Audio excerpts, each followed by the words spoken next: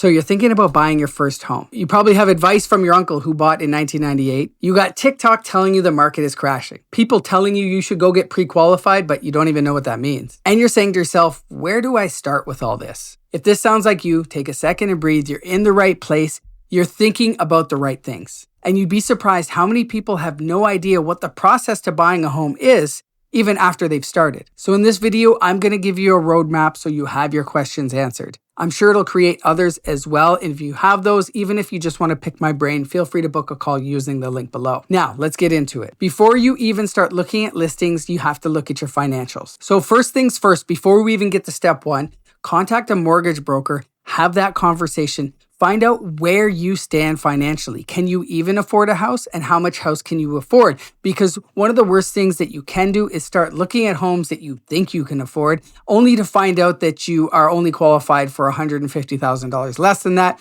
Those houses automatically don't look as good as the ones you were looking at previously. Avoid all that FOMO and talk to a mortgage broker. I'm happy to provide some contacts, just send me a message. Now back to step one and the tools that you have available to you. First one being the First Home Savings Account, or FHSA. If you don't have one of these yet, I recommend starting there. What it allows you to do is contribute up to $8,000 per year for a total of $40,000. Contributions are tax deductible and the growth is tax free. This can go towards your down payment. It's basically the best parts of an RRSP and a TFSA, and they're specifically made for first-time homebuyers. If you're serious about buying in the near future, start, even if you plan to do it in the next 6 months. The next one is your RRSP. You can now withdraw up to $60,000 from your registered account. And if you're buying with a partner, that's potentially $120,000 combined to go towards your house. The difference between this and the FHSA is that you do have to pay it back over time, 15 years, I believe, but it's still a powerful tool to gain access to capital to put down as a down payment. Now let's look at a down payment example. In this example, we use a $600,000 home. You would be eligible to put down 5% as a first-time home buyer up to $500,000. That would equal $25,000. You would then be required to put 10% of that remaining $100,000 down, another $10,000. So that brings your total down payment in that case to $35,000. This surprises a lot of people. Most people think you need 20% down, or they're not aware of the sliding scale of how much you can put down 5% up until. Just keep in mind, if you put down less than 20%, you will be required to get mortgage insurance. But the trade-off is that you get into the market sooner. That mortgage insurance is tacked onto your total mortgage and adds on to your monthly payment. It actually doesn't make that big of a difference to your monthly payment. Step 3 is getting your mortgage pre-approval. But what does that mean exactly?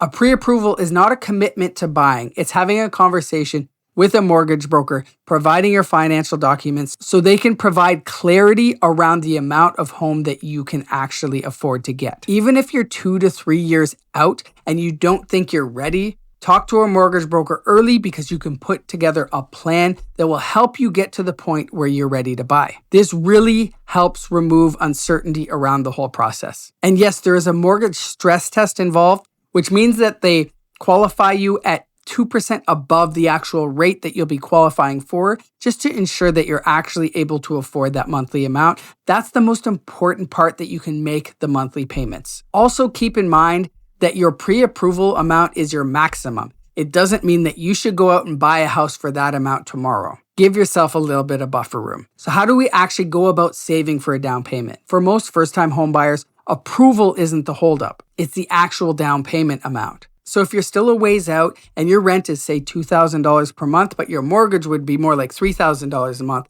start putting that $1,000 a month away. Put it into a high-interest savings account. This will not only train yourself to have to make those payments every month, but you'll also be able to increase the amount of money you'll have when the time comes. Or put it into that first home savings account like I mentioned. And if putting that extra $1,000 a month away hurts, then maybe you're not ready to be buying. You're better to find out before you actually have a mortgage than later. Okay, it's time to start actually viewing homes. One of the first things we'll do when we start looking at properties is go on what's called an exploratory tour, where we just go see homes. No pressure, no thoughts of buying them, just getting used to the process and starting to look at homes in a whole different light that you never thought of before.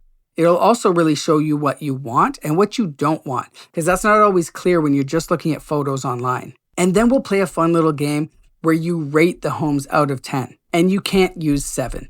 If it's 6 or below, forget about it.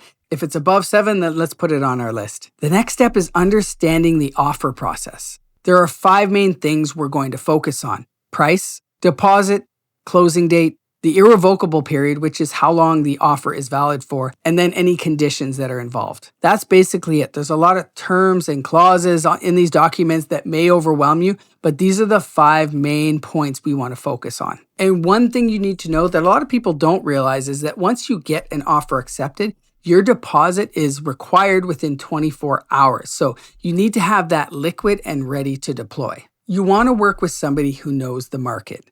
A lot of people, especially when they move from, say, Toronto to Hamilton, will work with a realtor from Toronto that they may know. That agent doesn't know the market like a local one does. A couple things you want to ask your realtor about are the average days on market. How long has a home been sitting on the market? Why has it been sitting that long? Are homes in that market selling over or under asking? And what are the months of inventory? How many homes are available for sale? Right now in Hamilton, we're mostly in a buyer's market, but that can change depending on the neighborhood. Knowing these things can give a buyer leverage. Now, we have to talk about another thing that often surprises buyers, and that's closing costs. Outside of your down payment, you're going to need to pay your legal fees. That can be anywhere from $1,500 to $2,000. That'll be due on closing day. You'll also have land transfer tax. There's a rebate involved for first-time homebuyers, but you will still owe this money on closing as well. So for that $600,000 example that we used, if you were buying in Hamilton, your land transfer tax would be $8,475,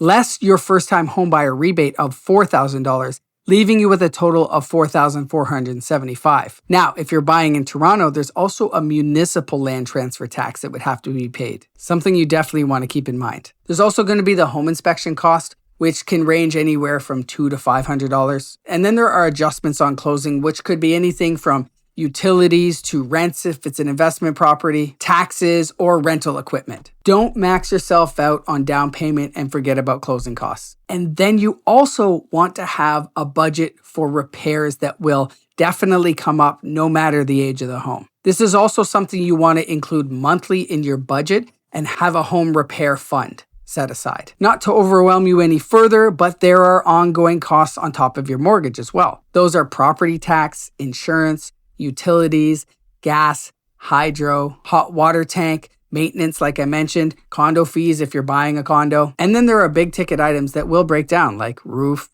furnaces, windows are a big ticket item. All these things can add up. Buying your first home can be scary, and I get it if you're nervous. That's normal. It means you're taking it seriously. But we have to take the emotion out of it and be as logical as possible. If you know your numbers, understand the market, and work with someone you trust, there's nothing to worry about. And just remember, your first home doesn't have to be your forever home. It doesn't need to be perfect. Reach out when you're ready.